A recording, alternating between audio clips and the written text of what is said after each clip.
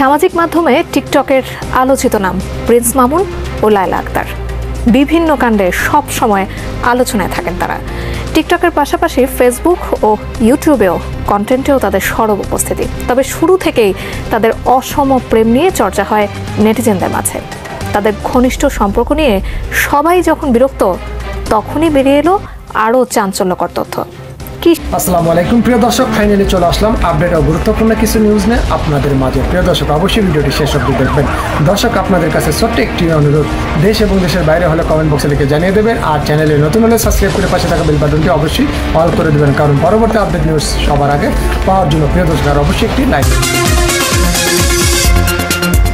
কখনো দুজনের মধ্যে ঝগড়া, কখনো মামুনের নামে টাকা নেওয়ার অভিযোগ, আবার কখনো সেই মামুনের নামে লায়লা অভিযোগ করেছেন শারীরিক অত্যাচারেরও। তবে এবার সব ছাপিয়ে লায়লা মামুনের নামে করলেন বিয়ের প্রলোভন দেখিয়ে ধর্ষণ মামলা, যাতে গ্রেফতারও হলেন মামুন। 2022 সালের 7 ফেব্রুয়ারি প্রিন্স মামুন তার মাকে সঙ্গে নিয়ে লায়লার বাসায় গিয়ে বসবাস করতে থাকেন।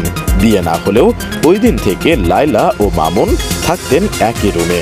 জানা যায়, লায়লাকে বিয়ের প্রলোভন দেখিয়ে ইচ্ছার বিরুদ্ধে একাধিকবার তার সঙ্গে শারীরিক সম্পর্ক গড়েন মামুন।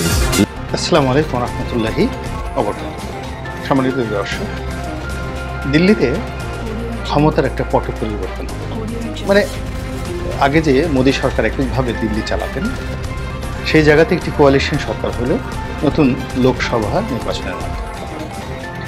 সেখানে চন্দ্রবাবু নাইডু, ভারতের খুব নামকরা রাজনীতিবিদ, এবং নীতিশ কুমার, যিনি বিহারের মুখ্যমন্ত্রী ছিলেন এবং লালু প্রসাদ যাদবের খুবই অপোনেন্ট, এই দুজনের সহযোগিতা নিয়ে একটি কোয়ালিশন সরকারের যে সূচনা করলো মিস্টার নরেন্দ্র মোদী, তার সেই মন্ত্রী পরিষদের শপথ অনুষ্ঠান হয়ে গেল আজকে যে ভিডিওটি করছে এই দিনে।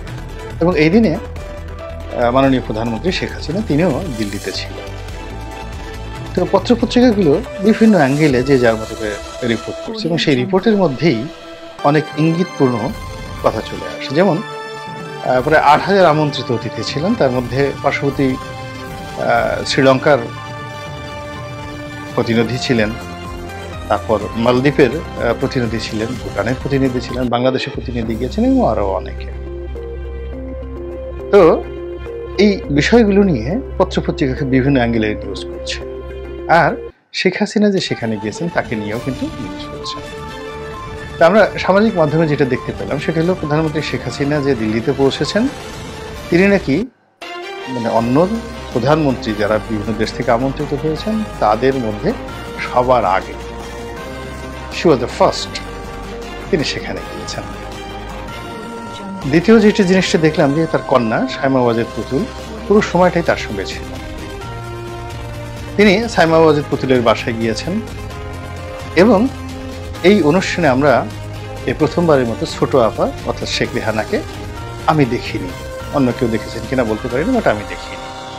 কিন্তু সেই তুলনায় পুতুলের সঙ্গে তার যে ছবিগুলো ভাইরাল হয়েছে, এর কারণ হলো পুতুল এখন দিল্লিতে তার যে কর্মস্থল, এবং সেখানে জাতিসংঘের যে অঙ্গ প্রতিষ্ঠান WHO, ওয়ার্ল্ড হেলথ অর্গানাইজেশন, এটির আঞ্চলিক প্রধান হিসেবে অতি সম্প্রতি পুতুল নিয়োগ লাভ করেছেন, এবং তার এই নিয়োগ লাভের পেছনে দিল্লির এবং নরেন্দ্র মোদী, অর্থাৎ দিল্লি প্রশাসনের এবং নরেন্দ্র মোদীর একটা জোর কূটনৈতিক তৎপরতা ছিল।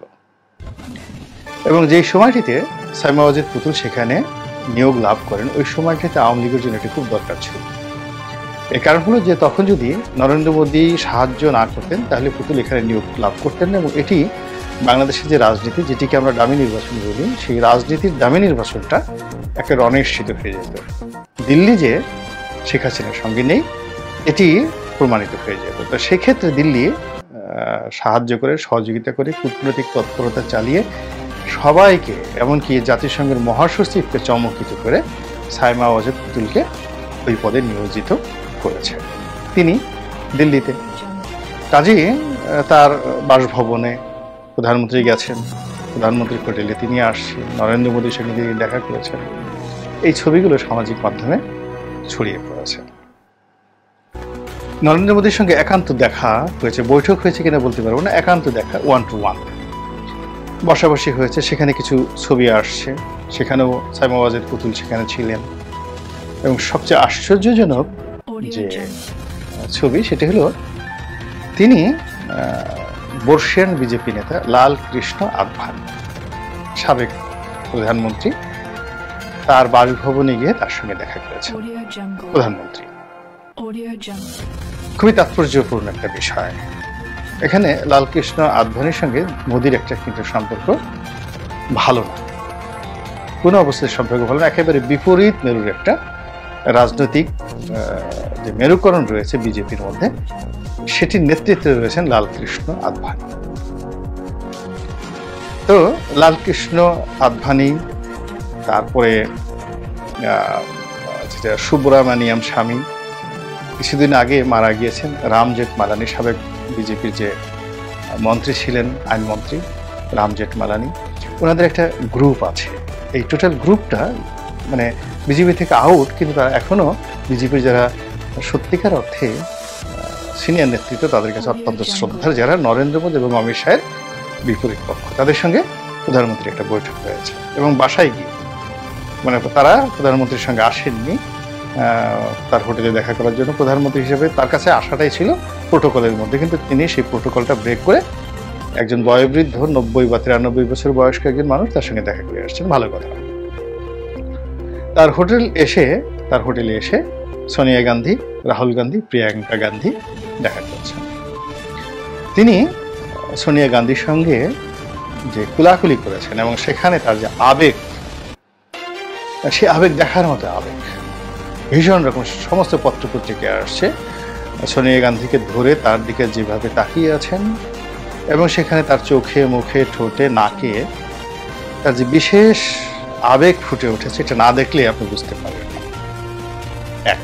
2 নম্বর হলো রাহুল গান্ধীকে তিনি একেবারে জয়কে যেভাবে জড়িয়ে ধরেন বা পুতুলকে যেভাবে জড়িয়ে ধরেন, ঠিক একইভাবে প্রিয়াঙ্কাকে তিনি একেবারে বুকে জড়িয়ে ধরেছেন। তাদের সকলের মুখে ছিল প্রাণ খোলা হাসি, মানে রাহুল গান্ধী, প্রিয়াঙ্কা গান্ধী এবং সোনিয়া গান্ধী।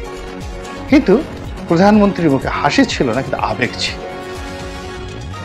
কি যেন বলতে চান, কি যেন জানাতে চান, কি যেন প্রকাশ করতে চান, এইরকম একটা আবেগ। ঠিক সেই আবেগ ঠোঁট দিয়ে বের হয়নি, কণ্ঠনালী দিয়ে বের হয়নি, কিন্তু সেই আবেগটা তার চোখে মুখে ফুটে উঠেছিল।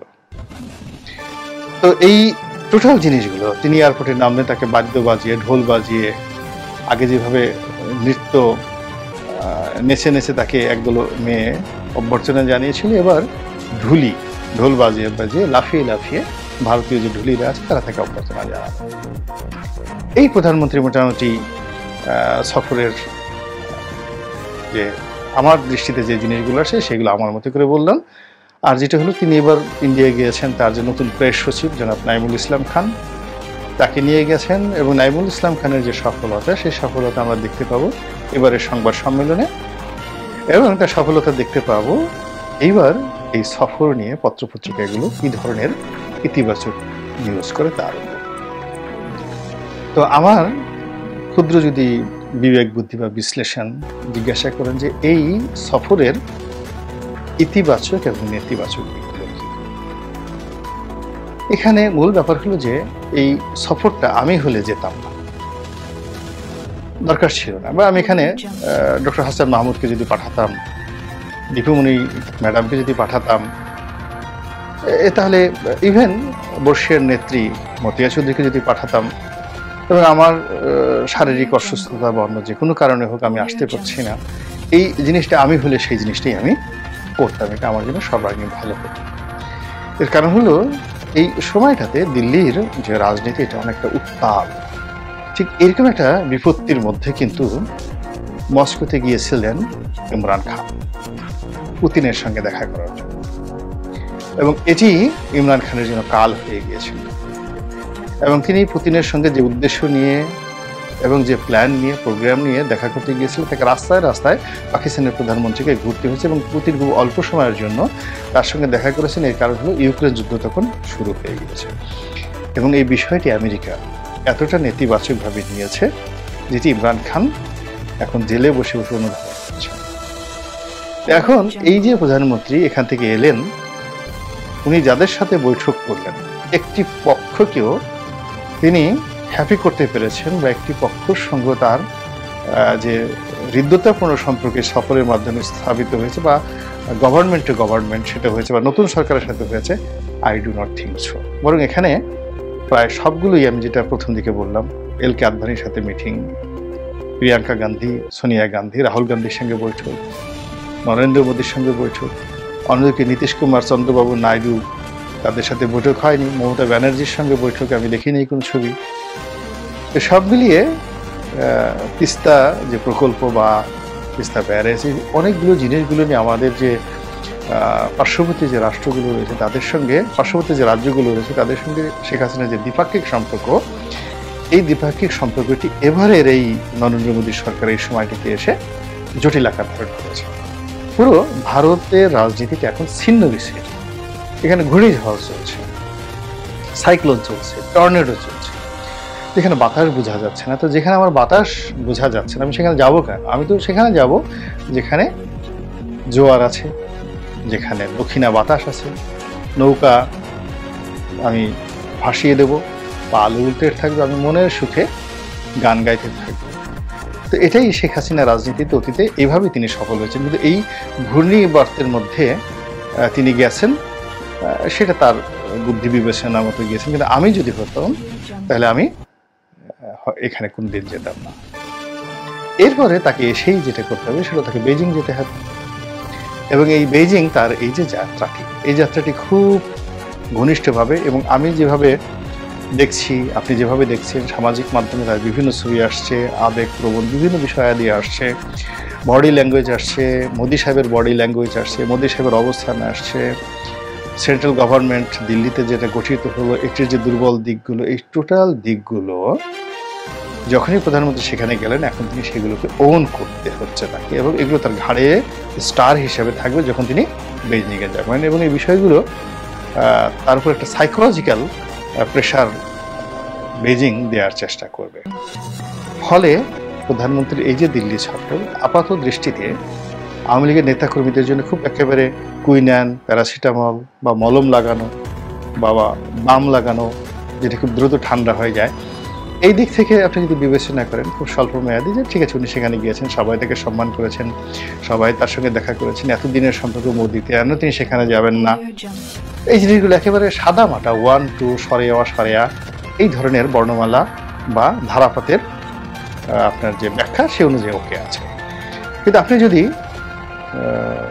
আর্যাবর্তের, চর্যাপদের বা কৌটিল্যের অর্থশাস্ত্রের কিংবা ম্যাকিয়াভেলির দ্য প্রিন্স, এই বইগুলোর আদলে ভারত বাংলাদেশের সম্পর্ককে একটি কূটনৈতিক বেড়াজালের মধ্যে, ছায়ার মধ্যে, একটি কূটনৈতিক বলয়ের মধ্যে রেখে ঢুকিয়ে আপনি যদি বিচার করতে চান, বিশ্লেষণ করতে চান, তাহলে আপনি দেখতে পাবেন যে এটি আলটিমেটলি আওয়ামী লীগের জন্য কল্যাণ বয়ে আনবে না, বরং জটিল পরিস্থিতি সৃষ্টি করবে। আল্লাহ আমাদের সবাইকে হেদায়েত দান করুন এবং হেফাজত করুন। আসসালামু আলাইকুম ওয়া রাহমাতুল্লাহি ওয়া বারাকাতুহু।